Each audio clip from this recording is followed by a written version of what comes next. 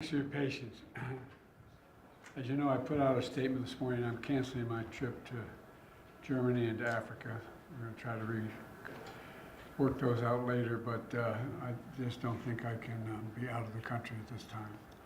Number one. And number two, we're going to stay focused on what's ahead of us right now. I've been briefed by the senior leaders of this administration who are driving our preparedness for Hurricane Milton, which could be one of the worst storms in 100 years to hit Florida, and continued efforts on Hurricane Helene.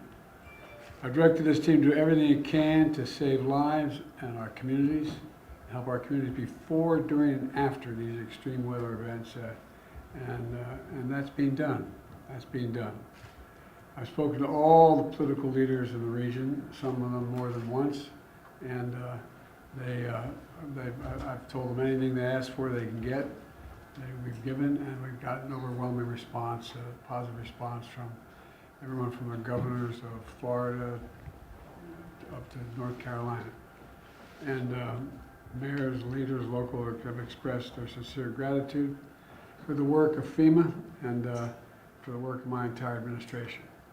Now, I've also surged thousands of federal personnel on the ground across the southeast already and deliver every available resource as fast as possible. And my priority is to increase the size and presence of our effort. And as we prepare for another catastrophic storm about to make landfall, you know, I've been in constant contact with our director of the National Weather Service, Ken Graham, who's kept me informed the last several days of what to anticipate. You never know until it happens, but he's very, very engaged. He made clear to me just how dangerous this storm is, indicating that winds had reached up to 180 miles an hour. 180, that's not guaranteed it's going to hit the shore at 180 miles, but they've reached up to 180 miles an hour. And a possible storm surge as it hits the coast of Florida of 15 feet, which can be devastating. The current path of the storm is expected to Tampa Bay area and cut directly across the state, east to west, all the way across the state, with the potential for this storm to both enter Florida as a hurricane and leave Florida as a hurricane on the Atlantic coast. This could be the worst storm to hit Florida in over a century. And God willing, it won't be, but that's what it's looking like right now. Immediately approved the pre-landfall emergency declarations in Florida. This is the second one in a week, the second time in a week, and there have been two before that, by the way. I sent FEMA Administrator Criswell down to Florida yesterday to work intensively with the state and local partners as we prepare to deploy more resources. She's going to continue that work between Florida and North Carolina in the coming days.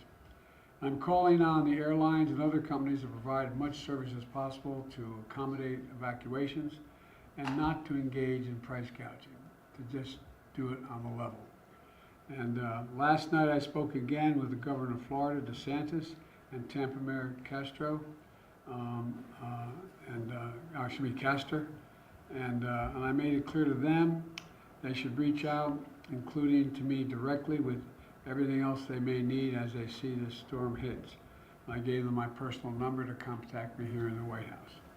Most importantly, I've urged everyone currently located in Hurricane Milton's path to listen to local officials and follow safety instructions. You all have been reporting on the highways, shoulders being opened, everybody's heading out.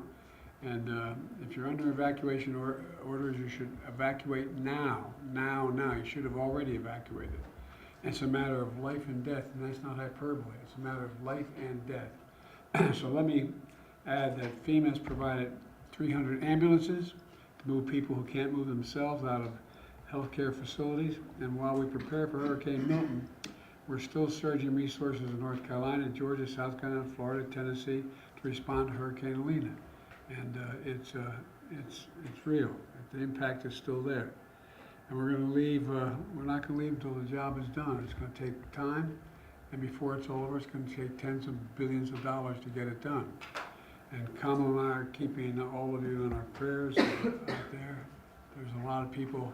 The good news is, just before we called you in, I received information that the number of missing persons has been significantly reduced, lost from the first hurricane, but we'll have more information on that later. So that's the situation, and we're not going to leave till the job is finished. It's going to take a while. Sir, what's the risk